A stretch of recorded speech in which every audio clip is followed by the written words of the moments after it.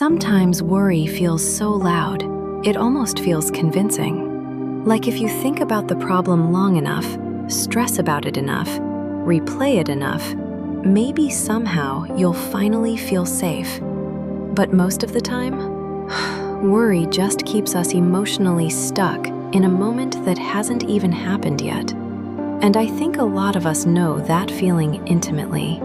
That tightness in your chest, that restless energy in your body, the constant looping thoughts that keep circling around and around like they're searching for an exit they never actually find. You try to relax, but your mind keeps pulling you back into fear. And what's hard is that sometimes the overthinking becomes so normal, you don't even realize how exhausted you are from carrying it. I think that's why this tiny shift matters so much. Because sometimes healing doesn't begin with some massive life transformation. Sometimes it begins with one quiet moment where you gently interrupt the spiral. And I know this sounds almost too simple, but stay with me for a second.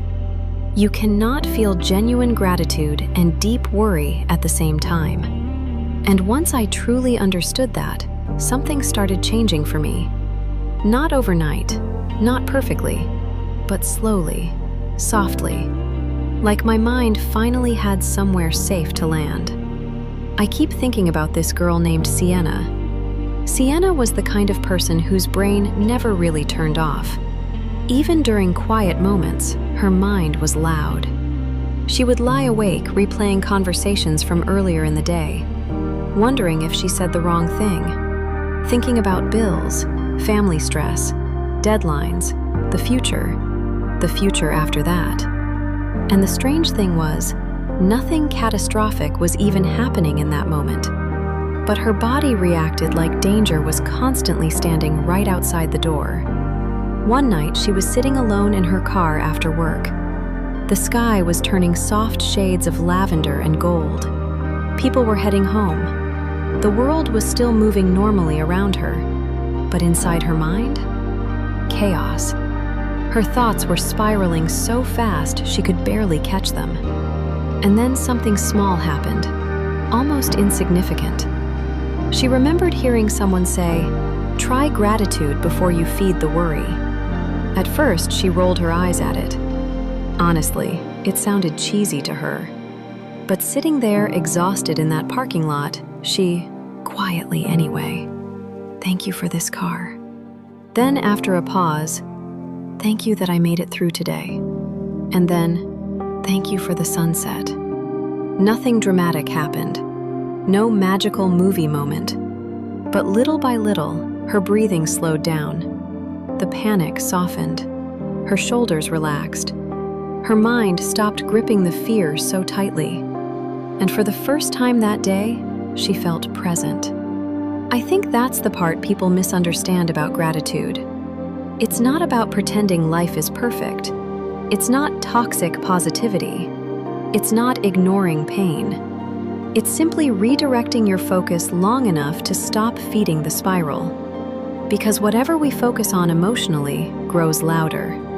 And when we constantly focus on fear, uncertainty, and worst-case scenarios, our body responds as if those fears are already real. But gratitude gently pulls us back into the present moment, into what's real, into what's steady, into what's here right now.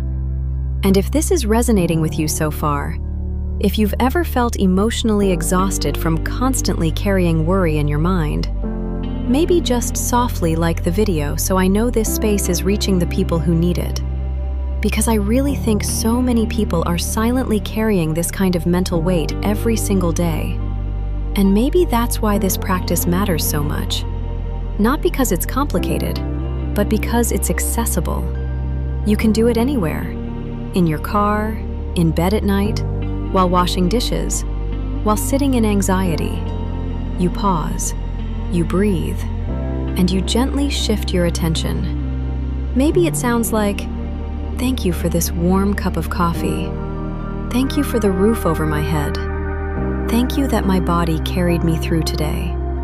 Thank you for one peaceful moment." And even if you don't fully believe it at first, that's okay too. You don't need perfection for this to work.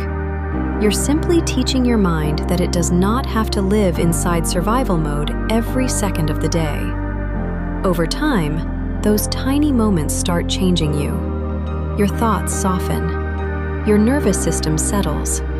You stop feeding every fearful thought the second it appears. And eventually, peace stops feeling so far away. So today, just try it. Not perfectly, not performatively, just honestly. The next time worry starts pulling at you, pause for one small moment before following it, and ask yourself, what can I be grateful for right now? Even if the answer feels tiny, especially then.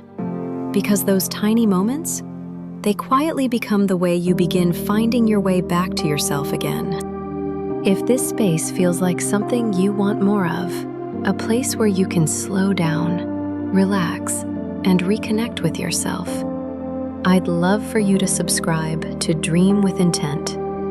This is a gentle corner where we explore inner knowing, healing, and growth, together at a pace that honors you. Thank you for spending this moment with me. Take what you need and leave the rest. This is Serafina, a name I write under to reflect the essence, heart, and purpose behind this space within Dream with Intent. Thank you for being here. I'll see you again soon.